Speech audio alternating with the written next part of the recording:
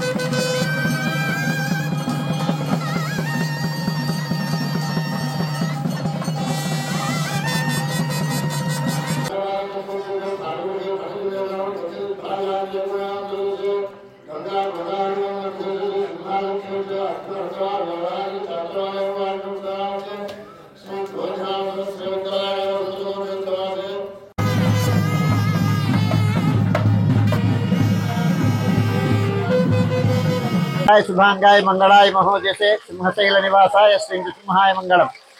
శ్రీ శ్రీ శ్రీ వరాహలక్ష్మీ నృసింహ ప్రభు ప్రాతివర్షిక కళ్యాణ మహోత్సవంలో ఈ క్రోధినామ సంవత్సరంలో జరిగినటువంటి కళ్యాణ మహోత్సవంలో ఇవాళ అవబృతం పూర్ణోత్సవం వసంతోత్సవం అవబృతం ఉత్సవాన్ని మనం జరిపించుకున్నాం.